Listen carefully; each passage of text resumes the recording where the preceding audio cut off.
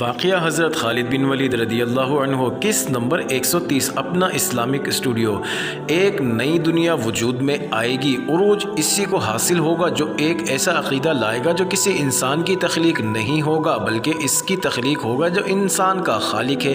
تیرا لشکر طوفان باد و باران کی طرح یہاں پہنچا ہے، میں سب کچھ سن چکا ہوں۔ یہ بھی معلوم ہے کہ رومیوں کے مقابلے میں تیرے پاس طاقت ہے ہی نہیں، لیکن سوچ، تو نے شاید سوچا بھی ہوگا کہ تیرے ساتھ کوئی ایسی قوت ہے جو رومیوں کی جنگی قوت کو رونتی تجھے یہاں تک لے آئی ہے، لیکن ان کامیابیوں سے اس خوش فہمی میں نہ پڑ جانا کہ اب تو فتح ہی فتح ہے۔ کسی بھی قلعے کو اپنا سمجھ، جب تو اپنا جھنڈا اس پر گاڑ دے گا۔ یہ مت سوچ کہ یہ قلعہ تو بس اپنے ہاتھ آیا کہ آیا، یہ بھی یاد رکھ کہ تو آیا نہیں، بھیجا گیا ہے۔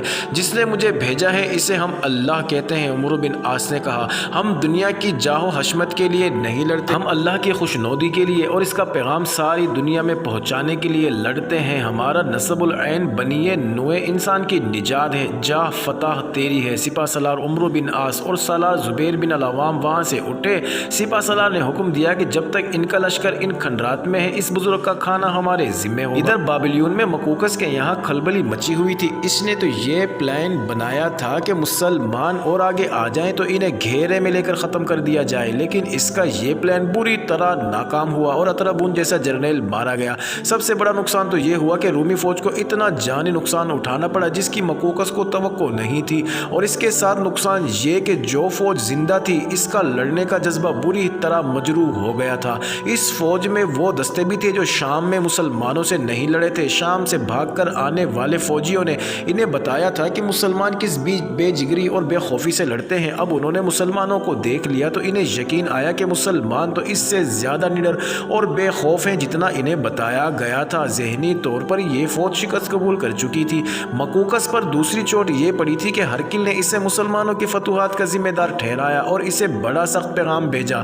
اس پیغام کے جواب میں مقوقس نے ہرقل کو ایسا ہی پیغام بھیجا اور اس پر شام کی شکست کی طنز بھی کی تھی۔ اس کا اثر یہ ہوا کہ مورخوں کے مطابق ہرقل اور مقوقس کے دلوں میں ایک دوسرے کے خلاف کدورت پیدا ہو گئی تھی۔ پہلے بیان ہو چکا ہے کہ مقوقس نے ہرقل کے بنائے ہوئے اسقف اعظم قیرس کے مشورے سے اپنا ایک خاص آدمی قبطی عیسائیوں کے اسقف اعظم بنیامین کی طرف اس درخواست کے ساتھ بھیجا تھا کہ بنیامین قیرس سے ملے اور مسلمانوں کی پسپائی کا کوئی بندوبست کیا جائے۔ مقوقس کا یہ آدمی بنیامین تک پہنچ گیا تھا۔ اس نے مقوقس اور قیرس کی ہدایت کے مطابق بنیامین کو تفصیل سے سنایا کہ ہرقل نے مقوقس اور قیرس پر کیا الزام عائد کیے اور یہ دونوں ہرقل کے خلاف ہو گئے ہیں۔ پھر اس آدمی نے بنیامین کو یقین دلایا کہ قیرس نے اسے نیک نیتی سے بلایا ہے اور ایسا کوئی خطرہ نہیں کہ اسے گرفتار کر لیا جائے گا۔ یہ بھی بتایا کہ ان کی ملاقات کی خبر ہرقل کو نہیں ملے گی، کیونکہ اس ملاقات کا واحد مقصد عیسائیت کا تحفظ اور فروغ ہے اور مسلمانوں کا راستہ روکنا بھی مقصود ہے۔ بنیامین اصل عیسائیت پر قربان ہوا جا رہا تھا اور اصل عیسائیت کو ہی بحال کرنا چاہتا تھا۔ اصل عیسائیت پر اس نے اپنا ایک بھائی قربان کر دیا تھا۔ بنیامین مقوقس کے اس آدمی کے ساتھ ہی آ گیا اور جب مسلمانوں کا لشکر دنین کی طرف بڑھ رہا تھا، بنیامین بابلیون میں قیرس اور مقوقس کے پاس پہنچ گیا۔ مقوقس اور قیرس نے اس کا استقبال بڑے ہی خلوص سے کیا اور اسے پہلا یقین یہ دلایا کہ یہ ملاقات خفیہ ہوگی اور اگر بنیامین نے اس ملاقات کو ناکام کیا تو بھی اسے بحفاظت واپس بھیج دیا جائے گا۔ بنیامین اور قیرس کی یہ ملاقات تاریخی اہمیت کی حامل ہے۔ بعض یورپی مورخوں نے لکھا ہے کہ مسلمانوں کی فتح کا باعث یہ تھا کہ قبطی عیسائی ان کے ساتھ مل گئے تھے اور انہوں نے رومی فوج کو زمین دوست طریقوں سے بھی نقصان پہنچایا تھا۔ یہ محض بے بنیاد بات ہے۔ مصر میں مجاہدین اسلام کو اللہ کے سوا کسی کی مدد حاصل نہیں تھی۔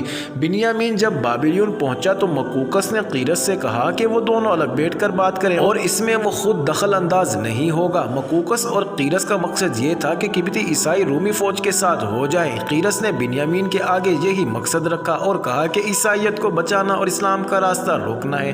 بنیامین زیادہ زور اس بات پر دیتا تھا کہ جب تک ہرقل زندہ ہے وہ اپنی عیسائیت سے دستبردار نہیں ہوگا، نہ کسی کو دستبردار ہونے دے گا۔ قیرس نے اسے بتایا کہ ہرقل اب اثر انداز نہیں ہو سکے گا۔ مقوقس نے یہاں تک کہا کہ ہرقل نے بیجا دخل اندازی کی تو اسے مجبور کر دیا جائے گا کہ وہ مصر سے دستبردار ہو جائے اور اپنی عیسائیت کو سنبھال کر رکھے۔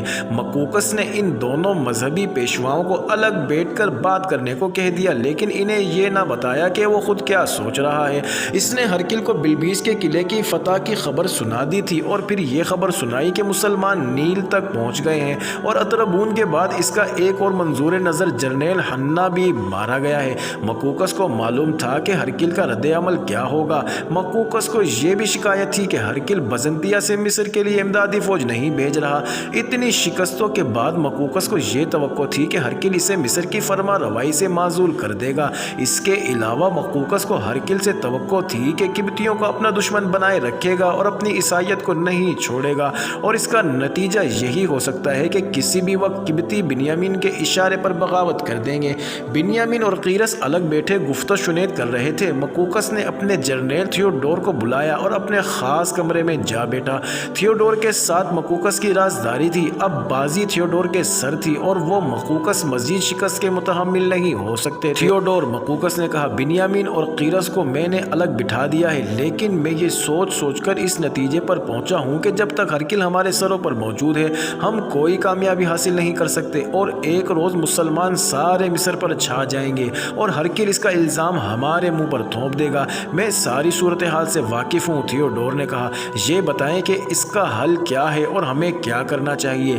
ہرقل کو معزول کر دے، مقوقس نے کہا، لیکن یہاں اس کے حامی فوج میں موجود ہیں، وہ ہم دونوں کو یا مجھے قتل کروا دیں گے۔ دوسری صورت زیادہ بہتر ہے، وہ ہے کہ ہم ہرقل کو قتل کروا دیں۔ جرنیل تھیوڈور نے سر جھکا لیا جیسے گہری سوچ میں کھو گیا ہو۔ مقوقس اسے کچھ دیر دیکھتا رہا۔ آخر تھیوڈور نے سر اور آہستہ آہستہ سر اوپر نیچے ہلایا، جس کا مطلب یہ تھا کہ وہ مقوقس سے اتفاق کرتا ہے۔ کام خطرناک بھی ہے، آسان بھی نہیں، تھیوڈور نے کہا۔ اس کے سوا کوئی چارہ کار بھی نہیں۔ اس کا انتظام کیا ہوگا؟ میں انتظام کر چکا ہوں، مقوقس نے کہا۔ 2 آدمی تیار کر لیے ہیں، ان کے ساتھ ایک ایسی خوبصورت اور ہوشیار لڑکی جائے گی کہ اس سے زیادہ خوبصورت لڑکی ہرقل نے پہلے کبھی نہیں دیکھی ہوگی۔ یہ لڑکی میں تحفے کے طور پر ہرقل کو بھیج رہا ہوں، اس سے میرے اپنے 2 قابل اعتماد آدمی لے جائیں گے۔ اس کام کے لیے میں نے انہیں ایک خزانہ پیش کیا ہے۔ کیا اس لڑکی پر بھروسہ کیا جا سکتا ہے؟ تھیوڈور نے پوچھا۔ ظاہر ہے لڑکی کم عمر ہوگی، وہاں جا کر ڈر ہی نہ جائے۔ قتل خنجر یا تلوار سے تو نہیں کرنا، مقوقس نے کہا۔ ہرقل کی شراب میں زہر ملانا ہے جو یہ لڑکی آسانی سے ملا دے گی۔ میں نے لڑکی کو اچھی طرح سمجھا دیا ہے کہ ہرقل کس طرح شراب پیتا ہے اور اس دوران کیا کرتا ہے، اور لڑکی کس طرح موقع پیدا کر کے ذرا سا زہر اس کے گلاس میں ڈال دے۔ زہر اتنا تیز ہے کہ اس کے چند ذرے شراب میں پڑ گئے تو کام کر دیں گے۔ احتیاط تو آپ کریں گے ہی، تھیوڈور نے کہا۔ ایک احتیاط سب سے زیادہ ضروری ہے، یہ جو 2 آدمی ساتھ جا رہے ہیں انہیں کوئی پہچان نہ سکے۔ مقوقس نے اسے بتایا کہ اس نے یہ احتیاط خاص طور پر پیش نظر رکھی ہے۔ انہیں وہ نہایت معمولی قسم کے لوگوں کے لباس میں بھیج رہا تھا۔ لڑکی کو بھی کسی غریب آدمی کی بیٹی کے لباس میں بھیجنا تھا اور چہرے پر نقاب رکھنا تھا۔ مقوقس نہ جانے کب سے ہرقل کے قتل کا پلان بنا رہا تھا اور اب اس نے عمل درآمد کا پکا فیصلہ کر لیا تھا۔ اس نے تھیوڈور کو بتایا کہ دونوں آدمیوں اور اس لڑکی کو وہ 2 بار ریہرسل کروا چکا ہے۔ تھیوڈور نے اس کی تائید ہی نہ کی بلکہ حوصلہ افزائی بھی۔ اس کے بعد دونوں نے بائبل پر ہاتھ رکھ کر حلف لیا کہ وہ اس راز کو راز ہی رکھیں گے اور ایک دوسرے کو دھوکہ نہیں دیں گے۔ ادھر بنیامین اور قیرس عیسائیت کے نام پر مسلمانوں کے خلاف متفق ہو گئے۔ بنیامین صرف ہرقل کی ضمانت چاہتا تھا۔ مقوقس نے اسے یقین دلایا کہ ہرقل اس اقدام کو پسند کرے گا۔ مقوقس نے یہ بھی کہا کہ ہرقل کو عیسائیت سے زیادہ اپنی سلطنت پیاری ہے، اس سے مصر چاہیے، مذہب نہیں۔ قیرس تو پہلے ہی بنیامین کو یقین دلا چکا تھا۔ تھیوڈور کے سوا کسی کو معلوم نہ تھا کہ مقوقس کس بنیاد پر ہرقل کی ضمانت دے رہا ہے۔ وہ تو ہرقل کو اس دنیا سے ہی اٹھا رہا تھا۔ بنیامین یہ وعدہ کر کے رخصت ہوا کہ وہ اپنے مشیروں کو اس فیصلے سے آگاہ کر دے گا اور پھر قبطی فوج میں شامل ہو جائیں گے۔ وہ فوج میں شامل ہوں یا نہ ہوں بغاوت نہیں کریں گے اور مسلمانوں کے ساتھ ذرا سا بھی تعاون نہیں کریں گے۔ معزز ناظرین، اب چلتے ہیں دوسری جانب۔ مجاہدین اسلام کا لشکر عین شمس کے کھنڈرات میں قیام کیے ہوئے تھا۔ کمک پہنچ گئی تھی اور اب سپہ سالار عمرو بن عاص کو آگے بڑھنا تھا۔ وہ زیادہ دیر انتظار کرنے والے سالار نہیں تھے، لیکن لشکر میں زخمیوں کی تعداد کچھ زیادہ ہو گئی تھی۔ ان کی مرہم پٹی ہو رہی تھی اور توقع تھی کہ کچھ دنوں تک یہ لڑنے کے قابل ہو جائیں گے۔ غور و خوض کر کے یہ بھی طے کرنا تھا کہ اگلا قدم کدھر اٹھایا جائے۔ عین شمس کے کھنڈرات کا شہر ذرا بلندی پر تھا اور دفاعی لحاظ سے یہ موضوع تھا۔ دشمن اچانک حملہ کر دیتا تو اس شہر کی بلندی فائدہ دے سکتی تھی۔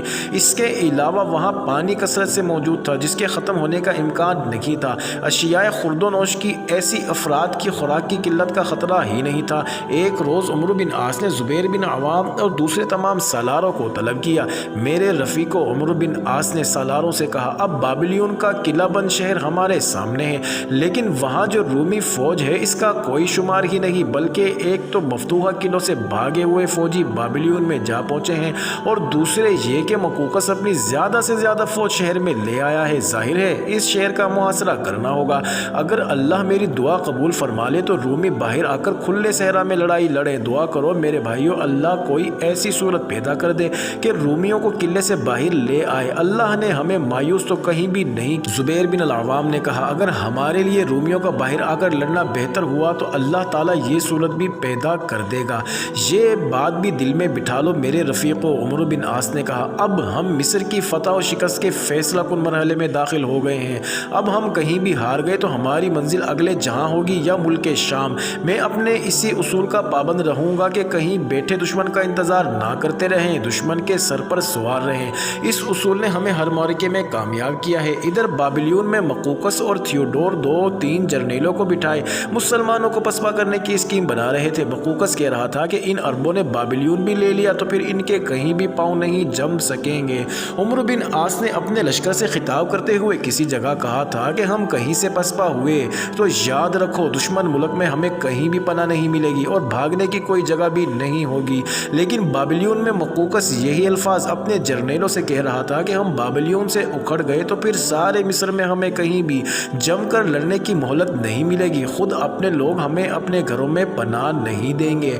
میں مسلمانوں کی چال سمجھ گیا ہوں، جرنیل تھیوڈور نے کہا۔ افسوس ہے اطرابون جیسا تجربہ کار جرنیل نہ سمجھ سکا۔ عربوں کا سپہ سالار پہلے حملے سے ہی اس اصول کا کاربند چلا آ رہا ہے کہ اپنی تعداد کو نہ دیکھو اور حملہ کرنے میں زیادہ دیر نہ کرو، ایک جگہ بیٹھے نہ رہو اور دشمن پر اس طرح ٹوٹ پڑو کہ وہ اس حملے کو غیر متوقع سمجھے۔ یہی وجہ ہے کہ عرب ہر مارکے میں کامیاب ہوتے چلے آ رہے ہیں۔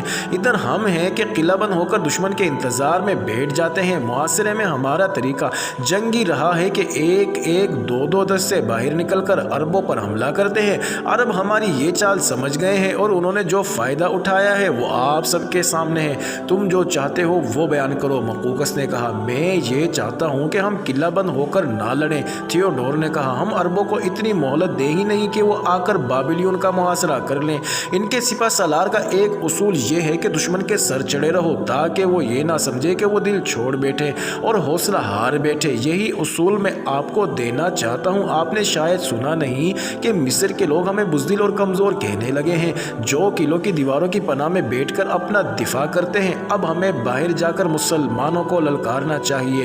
یہی دعا سپہ سالار عمرو بن عاص مانگ رہے تھے۔ انہوں نے اپنے 2-3 جاسوس بابلیون بھیج رکھے تھے جو دوسرے مفتوحہ شہروں سے بھاگے ہوئے شہریوں کے بحروپ میں وہاں گئے تھے۔